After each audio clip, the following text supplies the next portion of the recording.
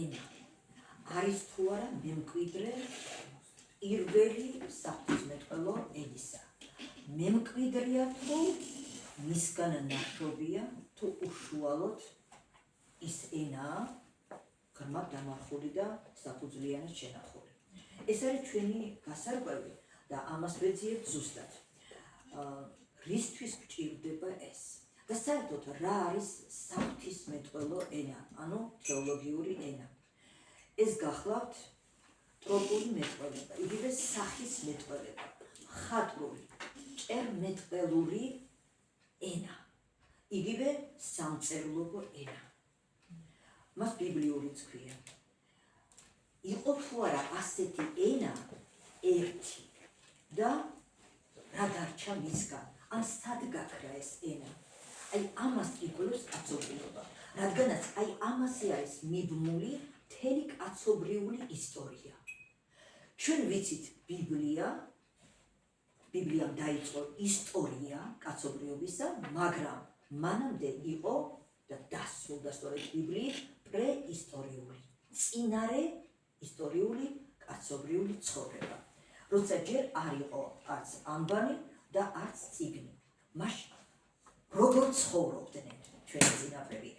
რა ცივილიზაცია გაიარა აი ამ ენამ, რა კვალი დატოვა და როგორ შემოვინახა ისტორიამ მისი სახე და სახელი. ეს არის ჩვენი საძიებელი და აქედან ვიწევთ თავიდან. ამიტომ ჩვენ ახლა ვეძებთ თავს, სათავეს. ამას ყოველი ლექციის დროს გამიმეორებ და არავის გაუკვირდეს. და სად არის ეს სათავე? რადგანაც ჩვენ არ ვიცით ის რაც გაქრა, ის რაც დაიფარა, რაც დარჩა, მოდი ის შევამოწმოთ, რამდენად არის ჩვენთვის ნათელი ბიბლიური სათავე. და თუ დავიწყებთ ამით, მაშინ უნდა დავიწყოთ ანბანით. იმიტომ რომ ანბანის გარეშე წიგნი არ დაწერილა, არ დაიწერება. და თავდაპირველად იყო ხატოვანი დამწერლობა და ეს ისედაც ყველასთვის ნათელი არის, მაგრამ ჩვენ ახლა ვეძიებთ ფონოს, ანუ ასო ბგერას, ანბანს, რომელიც გამოხატავს, რომელსაც წარმოადგენს ასო ბგერა, რომელიც ითქმება და ისმის, ასო რომელიც იწერება და ხედავთ. რამდენად შესატყვისობაში არის ეს ორი რამ ერთმანეთთან. აღმოჩნდა, რომ ის პირველი ანბანი, დედა ანბანად წოდებული ფინიკიური ანბანი, რომელიც 2200-ს მოიცავს და ის ბერძნულიც მისგან რომ არის წარმოქმნილი 2400-იანი, მიჰყვება იმ რიგს, რაც იყო წინარე ანბანში და იქ თითოეული ასო გამოხატავდა ერთ ფონემას, ერთ ბგერას. დანარჩენი უკვე შემდეგ რაც მისგან წამოვიდა, არის აბსოლუტურად განსხვავებული.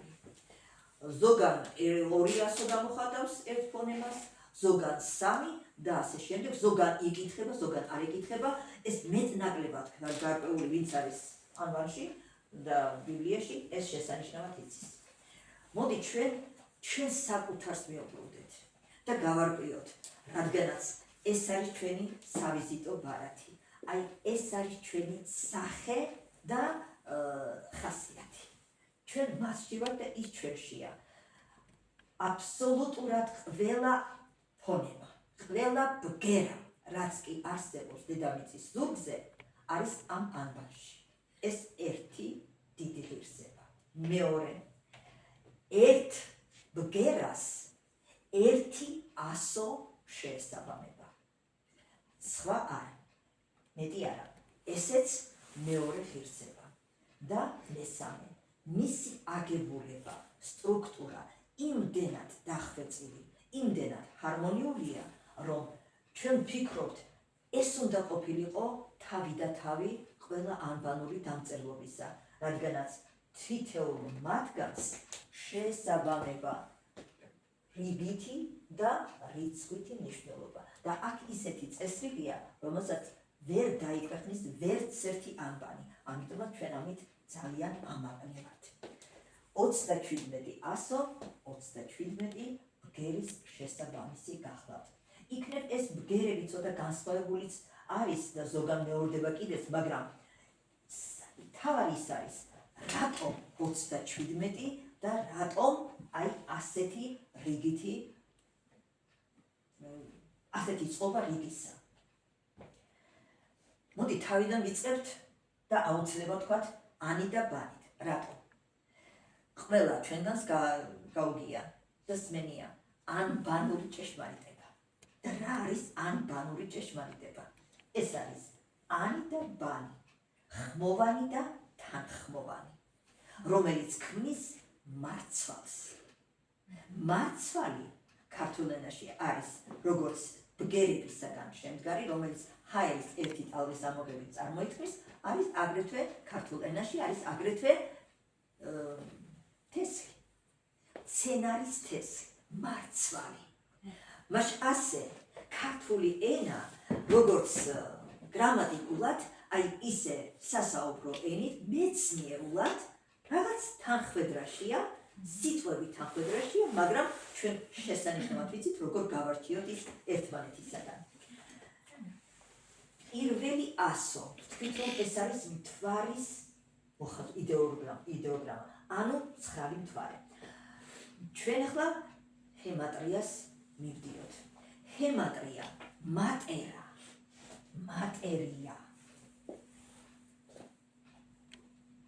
რუსული მათ ედა და ბერძნული რუსული არის წარმოქმნილი აი ამისაგან დე მეტრა, რაც იგივეა, რაც დე მატერა. მატერა, მეტრია, ეს არის მიწა, დედა, მიწა. ესე იგი, რაც კი ჩვენ ახლა მოგვეცა მიწიერში. ამ ენით, რომელიღაც ენით ჩამოგვივიდა ეს ცოდნა და ჩაიდო აი ამ ანბანში. ეს არის ყველაზე მთავარი და მნიშვნელოვანი. ამიტომ ვაქცევთ ასე დიდ ყურადღებას მას. როცა ჩვენ ჰემატრიას ვიგებთ, ანუ მის არსს ვგებულობთ, სიტყვის არსი. რადგანაც აი ეს რიცხვი, რომელიც ახლავს როგორც რიგითობა, ასევე რიცხვითი მნიშვნელობა თავი და ბოლო, სიტყვის არსს გამოხატავს. და ამ რიცხვები ჩვენ შეგვიძლია შევკრიბოთ, გავამრავლოთ და სრული სურათი მივიღოთ, რას წარმოადგენს ესა თუ ის სიტყვა. რადგანაც სიტყვა ეს არის ინფორმაციის მატარებელი. და ინფორმაცია არის ენერგია. ენერგია, რომელიც ჩვენში შემოდის ასო ბგერებით. მაგრამ საცნაურდება სიტყვით. სიტყვის გარეშე ასო არაფერი არ არის. მარტო ასოს თქმა არაფერს არ ნიშნავს.